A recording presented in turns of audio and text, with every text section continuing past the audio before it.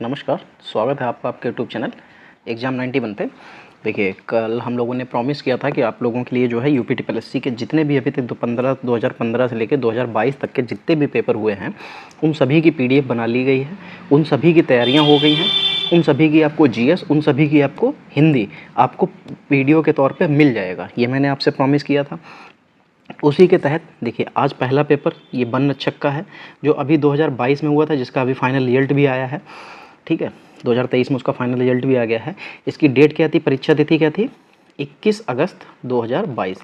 ये 21 अगस्त 2022 को पेपर हुआ था और ये अभी मार्च या फरवरी में इसका फाइनल रिजल्ट आया है। और ये देखिए यूपी टीपीएससी है। ठीक है, यहाँ पे बनरक्षक का पेपर है। ऐसे ही आपको जीएस का भी बनरक्षक का मिलेगा, हिंदी में भी बनरक्षक का पेपर मिलेगा। कहने का मतलब जो 45 सेट पेपर मैं आपको दूंगा वो आपको हिंदी में और जो जीएस का होगा दोनों में आपको मिलेगा। तो आप लोग इसके लिए साथ बने रहिए। चलिए स्टार्ट करते हैं। चलिए देखते हैं क्या लिखा हुआ है। लिखा हुआ है, निम्नलिखित में कौन सी प्रेमचंद्र की कृति नहीं है, कि इनमें से जो है प्रेमचंद्र जी ने कौन सी लिखी नहीं है। तो क्या लिखा हुआ, कर्मभूमि, मानसरोवर, शतरंज के खिलाड़ी और मैला आंचल, ये लिखा हुआ है।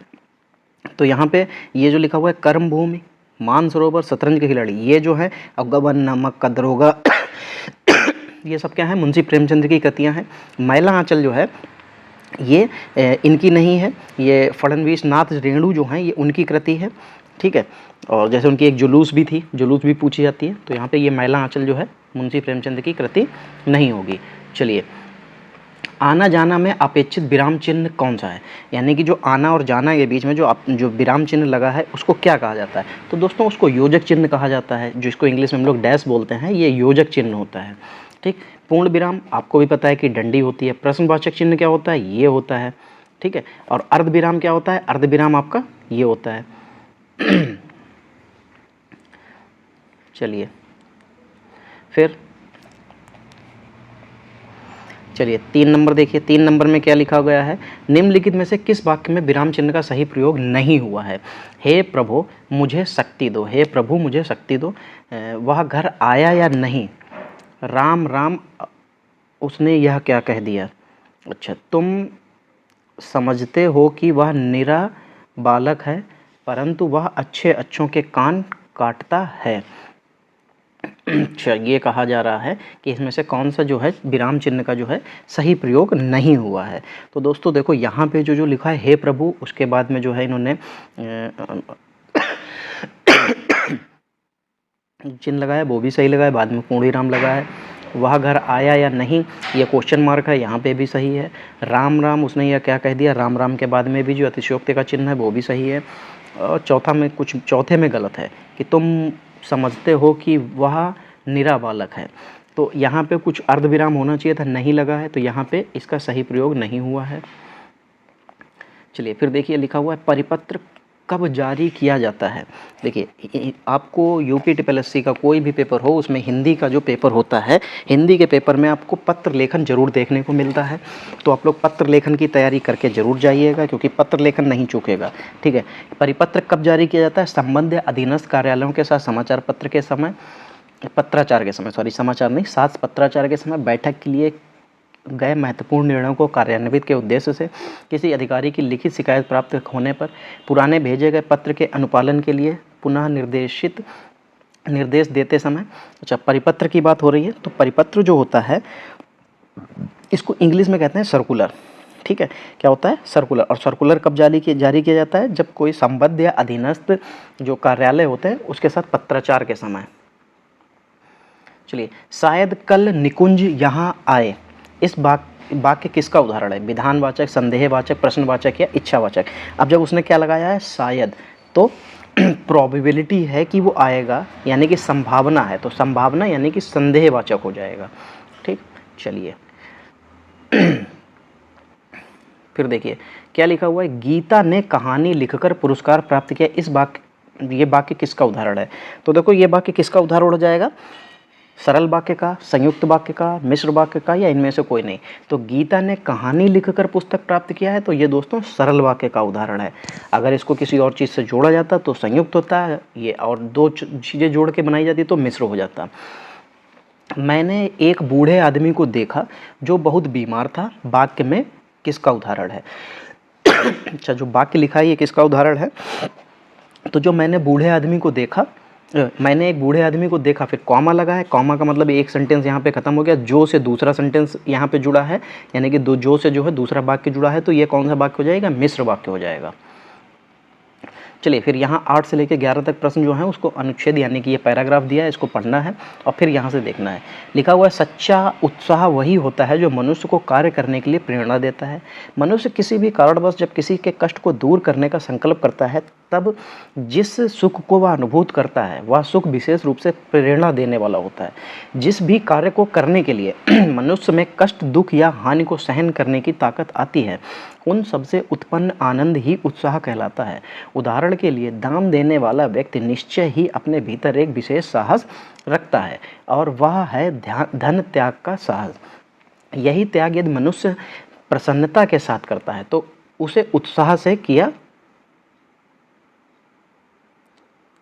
गया दान कहा जाएगा। उत्साह आनंद और साहस का मिला जुला रूप है। उत्साह में किसी न किसी वस्तु पर ध्यान अवश्य केंद्रित होता है, वह चाहे कर्म पर हो, चाहे कर्म के फल पर हो और चाहे व्यक्ति या वस्तु पर हो। इन्हीं के आधार पर कर्म करने में आनंद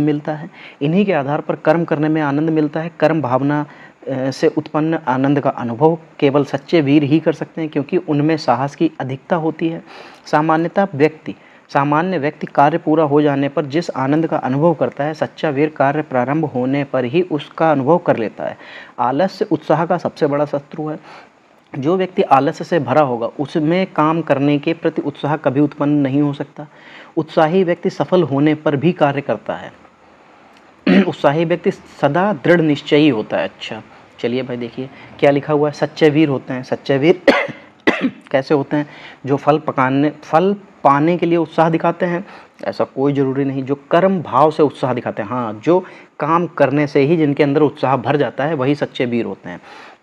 कर्म करने में आनंद किस कारण से मिलता है? अच्छा, कर्म करने में आनंद किस कारण से मिलता है?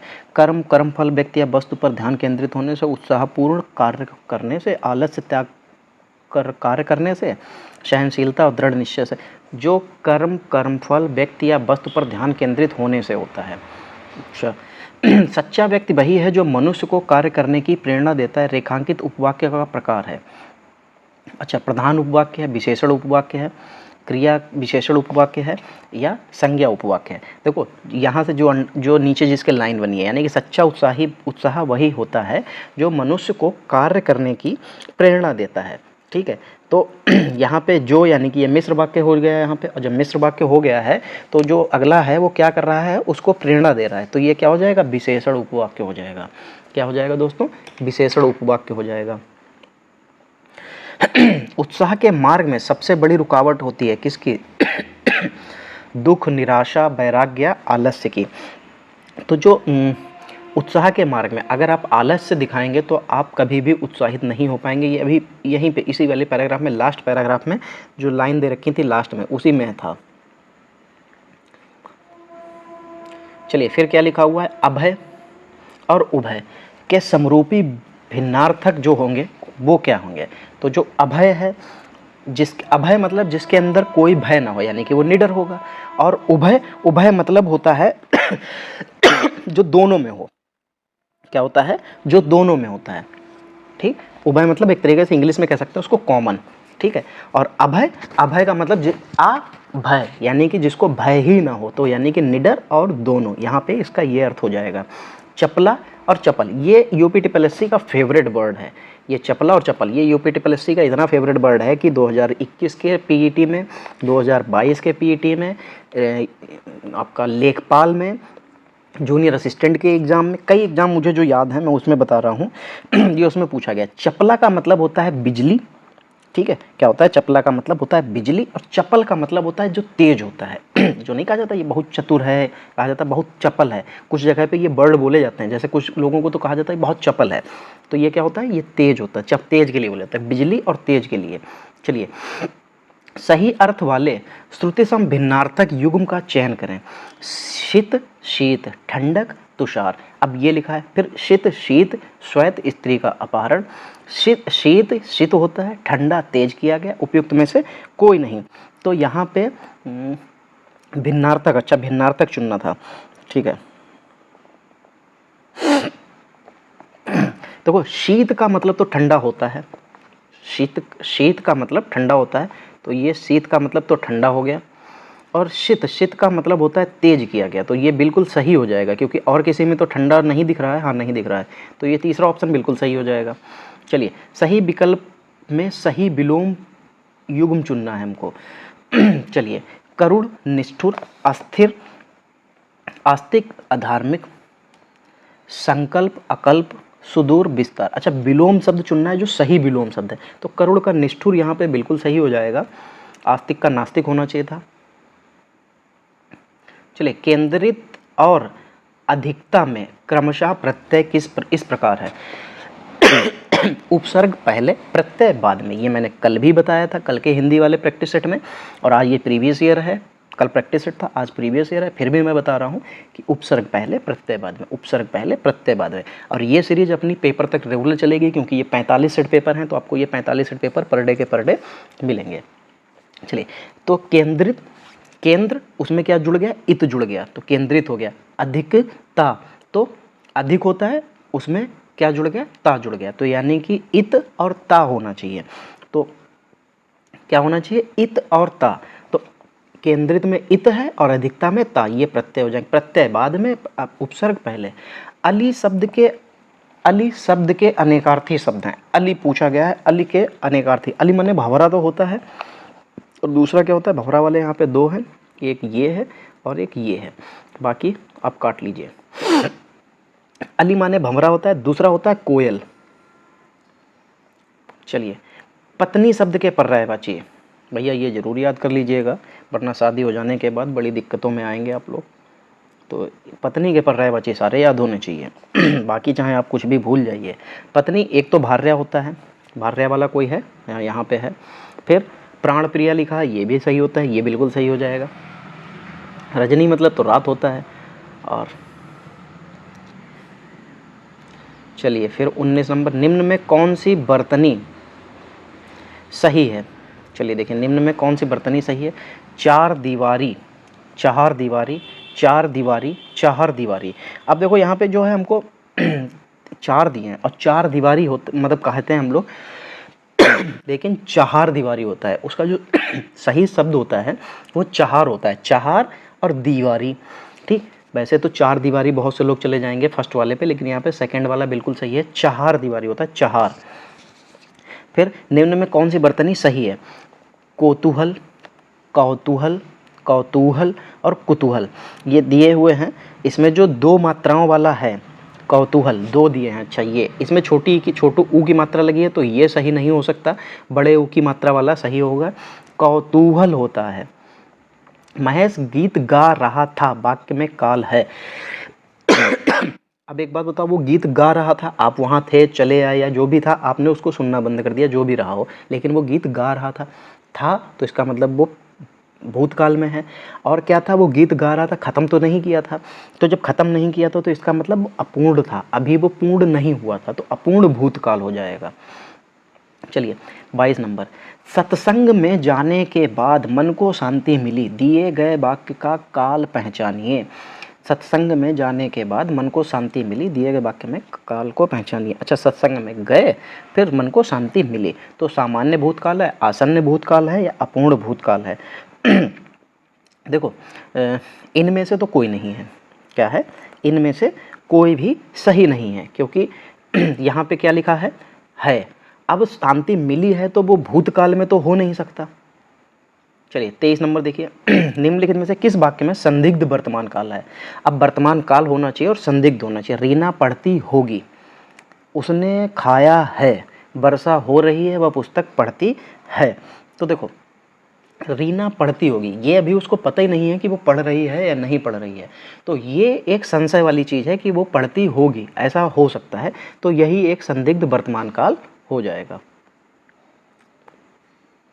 फिर 24 नंबर देखिए, चरण कमल बंदो हरिराई में कौन सा अलंकार है? अब चरण कमल बंदो हरिराई यहाँ पे देखो सीधी सिंपल सी बात होती है, जब भी कभी जो होता है, जब उपमेय और उपमान में जो कोई अंतर जो है दिखाई नहीं देता है, तब वहाँ पे क्या अलंकार आ जाता है? तब दोस्तों वहाँ पे जो है रूपक अलंकार आ जाता है। क्या रूपक क्या हो जाता है? तो रूपक अलंकार हो जाता है। तो यहाँ पे क्या किया गया है, जो है चरण जो है और कमल, इन दोनों की जो है आपस में तुलना तो की गई, लेकिन अंतर स्पष्ट नहीं किया गया है कि क्या है।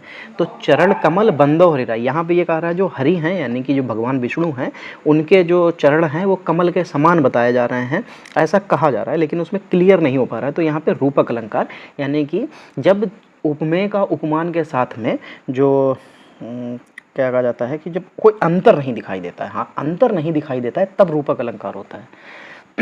25 जानने की इच्छा रखने वाला, इस शब्द समूह के लिए एक शब्द बताइए। जानने की इच्छा रखने वाला, तो पिपासु तो हो नहीं सकता, उत्साही जो इसका कोई मतलब नहीं है, जिज्ञासु जो जानने की इच्छा रखता है वो जिज्ञासु कहलाता है। सॉरी। 26 निम्न में कौन सा शब्द स्त्रीलिंग है? जब भी कभी इस तरीके के शब्द आए, आप शब्दों को जो है वाक्य में रख लीजिए, वहाँ से आपको पूरा पता चल जाएगा। जैसे निम्न में कौन सा शब्द स्त्रीलिंग है? आज्ञा मिली या मिला, आज्ञा दी जाती है या आज्ञा दिया जाता है। ठीक, मार्ग पर चलते हैं या मार्ग पर जाओ।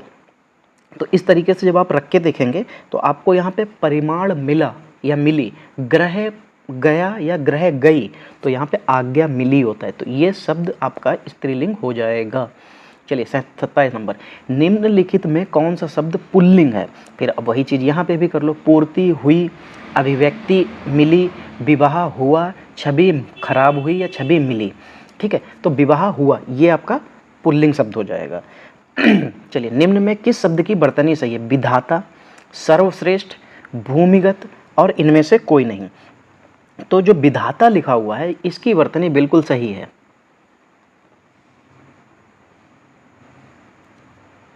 फिर लिखा हुआ आविर्भाव का विलोम शब्द।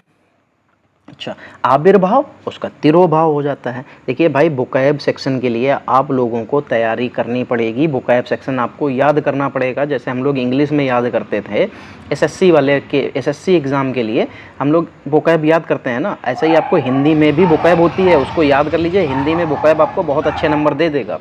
चलिए, किस विकल्प में सही विलोम युग्म नहीं है?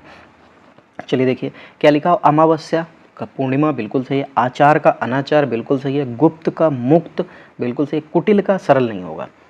ठीक है, जटिल का सरल होता है, कुटिल का सरल नहीं होगा।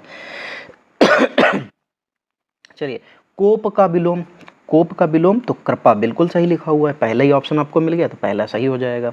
फिर लहू का समानार्थी शब्द क्या होगा? लहू का समानार्थी यानी कि एक उसी के तरीके से होने वाला, तो उपल, शोणित, मरकट या वारुड़ी। तो लहू का जो समानार्थी शब्द है वो दोस्तों क्या हो जाएगा? वो शोणित हो जाता है। क्या हो जाता है? शोणित। शोणित मतलब भी एक तरीके से कह सकते हैं कि लहू हो सकता है, जैसे लहू का आपका वो क्या कहते हैं कि रक्त होता है, रुधिर होता है। ठीक है, ये रक्त के ही समानार्थी शब्द हैं। अन्य शब्द का पर्यायवाची बताना है। अन्य का अन्य शब्द का पर्यायवाची बताना है। ठीक, स्वादिष्ट, दुष्ट, सेना या सेतु। तो देखो, अन्य शब्द का जो पर्यायवाची होगा, वो सेना होती है। सेना का मतलब अन्य होता है या अन्य का मतलब सेना। चलिए, वनिता शब्द का पर्यायवाची शब्द है, वनिता शब्द का। अच्छा सॉरी दोस्तों। चलिए, जो वनिता शब्द है, वनिता मतलब महिला होता है, स्त्री होता है, या इंग्लिश में कहें तो फीमेल होता है। चलिए फिर देखिए, उपकार को मानने वाला शब्द। अब उपकार को मानने वाला शब्द के लिए क्या यूज किया जाता है? जो उपकार को मानता है वो कृतज्ञ, और जो उपकार को नहीं मानता वो कृतज्ञ कहलाता है। तो दोनों चीज़ें दे रखनी थी, आप कृतज्ञ पे भी बहुत से लोग टिक करेंगे। जो दिखाई ना दे, उस शब्द के लिए क्या हो जाएगा? अदृश्य, अमर, निष्प्राण या नेत्रहीन से कोई मतलब नहीं। क्या हो जाएगा? अदृश्य, जो दिखाई नहीं देगा। जो दृश्य नहीं होगा वो अदृश्य होगा। ठीक है, निम्न किस विकल्प में सही विलोम युग्म है? नेकी का भलाई, ये तो विलोम नहीं, ये तो उसका पर्यायवाची हो जाएगा। तरुण, किशोर, तरुण का भी मतलब किशोर ही होता है, बिल्कुल सही। विभक्त पृथक नहीं, ये तो विभक्त अलग अलग होना, पृथक का मतलब भी अलग अलग होना। दीर्घकाय कृशकाय, दीर्घकाय मतलब बड़ा, कृशकाय मतलब छोटा, विलोम शब्द, ये चौथा ऑप्शन आपके लिए यहाँ पे ये बिल्कुल सही हो जाएगा। चलिए फिर अनुच्छेद को पढ़ना है, 38 से 41 के ऊपर दिए गए हैं और इसको करना है। भारतीय मनीषी हमेशा की इच्छा और अनिच्छा के बारे में सोचता रहा, आज जो कुछ हम हैं उसे एक लालसा से सिमटाया जा सकता है, यानी जो कुछ भी हम हैं वह सब अपनी इच्छा के कारण से हैं। यदि हम दुखी हैं, यदि हम दास्ता में हैं, यदि हम अज्ञानी हैं, यदि हम अंधकार में डूबे हैं, यदि जीवन एक लंबी मृत्यु है तो केवल इच्छा के कारण से ही है। क्यों है दुख? क्योंकि हमारी इच्छा पूरी नहीं हुई, इसलिए आपको कोई इच्छा नहीं है तो आप निराश कैसे होंगे। यदि आप निराश होना चाहते हैं तो और अधिक इच्छा करें, यदि आप दुखी होना चाहते हैं तो अधिक उपेक्षा करें, अधिक लालसा करें और अधिक आकांक्षा करें। इससे आप और दुखी हो ही जाएंगे। यदि आप सुखी होना चाहते हैं तो कोई इच्छा ना करें। यही आंतरिक जगत में काम करने का गणित है। इच्छा ही दुख को उत्पन्न करती है। बिल्कुल सही पैराग्राफ है, ये जीवन के ऊपर आधारित पैराग्राफ है और ये सभी के जीवन पे पैराग्राफ है। बिल्कुल सही है। आप इच्छाएं करिए, इच्छाएं पूरी नहीं होंगी तो दुख होगा। आप इच्छाओं को छोड़ दीजिए, आप सबसे सुखी इंसान होंगे। चलिए, लेखक ने आंतरिक जगत में काम करने का गणित किसे कहा है? किसको कहा है कि इच्छा ना करिए। इच्छा नहीं करेंगे तो आपके लिए ये गणित बिल्कुल सही हो जाएगा। पहला ऑप्शन देखिए, बिल्कुल सही मिल गया, ठीक है। दूसरा ऑप्शन यहाँ पे 38 का। चलिए 39 नंबर, भारतीय मनीषी के चिंतन का विषय क्या है? भारतीय मनीषी के जीवन मृत्यु का चिंतन, जीवन और आत्मा का चिंतन, इच्छा और अनिच्छा का चिंतन, प्रकृति पुरुष का चिंतन। सिंपल सी बात है, क्या हो जाएगा यहाँ पे? इच्छा और अनिच्छा का चिंतन हो जाए, क्योंकि जिसकी इच्छाएं हैं वो परेशान, जिसकी इच्छाएं नहीं है वो सुखी। चलिए यहाँ पे देखिए, मैंने कुछ ज़्यादा ही अटेम्प्ट कर रखे हैं। वैसे आपको सिर्फ 41 ही तक करना है, इससे ज़्यादा नहीं करना है। इसके ज़्यादा जो आगे वाला जो पोर्शन है वो आपको नेक्स्ट इसका वीडियो होगा, पार्ट है, क्योंकि इसमें टोटल 80 क्वेश्चन थे, तो यहाँ पे मैं एक ही पार्ट में इसको नहीं ला सकता था। बहुत बड़ा वीडियो हो जाता है, फिर देखते नहीं हैं आप लोग, तो आपका ही इसमें नुकसान था। तो इसलिए मैंने इसको डबल पार्ट में लेके आने के लिए कहा। एक वीडियो आपको सुबह 10 बजे मिल जाएगा और एक शाम को हो सकता है 4 या 5 बजे मिल जाएगा, या हो सकता है 3 बजे मिल जाए, ठीक है। तो आप लोगों को एक सेकेंड पार्ट इसका जो है मिलेगा, आपको 100% मिलेगा। एक ही दिन में मैं एक जो पेपर होगा, चाहे वन, जैसे ये किसका था, ये आपका वन विभाग वाला था, ठीक है। तो अगर ये वन विभाग का पेपर है, कोई दिक्कत नहीं है। आप जब यहाँ से जब आपको पेपर मिलेगा तो पूरा मिलेगा, चाहे भले ही वो 2 पार्ट में, ज़्यादा बड़ा पेपर होगा तो आपको 2 पार्ट में मिलेगा, छोटा होगा जैसे 50 क्वेश्चन है तो वो एक ही पेपर में मिलेंगे, ठीक है। ये वन रक्षक का पेपर है, आपको 2 पार्ट में मिलेगा। हिंदी का, जीएस का एक ही पार्ट में है। तो आप लोग इसके लिए ज़रूर देखिएगा, जो पहला पार्ट देख ले वो दूसरा पार्ट जरूर देखे। चलिए, इच्छा का जीवन से क्या प्रभाव पड़ता है? इच्छा का जीवन में क्या प्रभाव पड़ता है? आनंद देती है, सुख देती है, लालसा बढ़ती है, कार्य क्षमता बढ़ती है। देखो, जब आपके अंदर इच्छाएं होंगी तो क्या होगा? वो लालसाएं बढ़ाती हैं। इच्छाएं नहीं होंगी, लालसा नहीं होगी, किसी से कोई दुख नहीं होगा। मानव के लिए जीवन एक लंबी मृत्यु कब बन जाता है? बीमारी में, सुख में, हर्ष में, या इच्छाओं के बनने से? इच्छाओं के बनने से जो है मनुष्य का जीवन जो है एक लंबी मृत्यु बन जाता है। तो यहाँ पे देखिए, मैंने जो है आज 40 क्वेश्चन इसके 2 पार्ट में होने चाहिए थे, इसके 40 क्वेश्चन आपको करा दिए। इसका जो सेकंड पार्ट है वो आपको 3 या 4 बजे शाम को ज़रूर मिल जाएगा। अभी अपडेशन का टाइम नहीं बता सकता हूँ, लेकिन आप कोशिश कीजिएगा कि जिसने भी चैनल को सब्सक्राइब नहीं किया, सब्सक्राइब कर लीजिए, नोटिफिकेशन ऑन कर लीजिए। आपको पर डे पूरा 45 डेज का प्लान है। जब तक आपका पेपर होगा तब तक ये आपको हर दिन के दिन 45 सेट सॉल्व पेपर हैं, ये पूरे 2015 से लेकर 22 तक। तो आपको सारे के सारे कराए जाएंगे, और जो इसमें से क्वेश्चन होंगे 100% गारंटी है कि यूपीटीपीएससी हमेशा रिपीटेड करता है, तो आपको यहाँ से भी रिपीटेड देखने को मिलेगा। अभी जैसे जैसे आप आगे बढ़ते जाएंगे आपको इसमें से भी क्वेश्चन रिपीटेड होते जाएंगे। तो आप लोग साथ बने रहिए और ऐसे ही देखते रहिए, दोस्तों को अपने शेयर करते रहिए। और इसका जो PDF है वो आपको टेलीग्राम चैनल से मिल जाएगा। जिन लोगों ने अभी तक ज्वाइन नहीं किया, टेलीग्राम को ज्वाइन कर लीजिए और वहाँ से PDF डाउनलोड करके अपने आप भी सॉल्व कीजिए। चलिए दोस्तों, मिलते हैं अगली क्लास में, तब तक के लिए जय हिंद दोस्तों।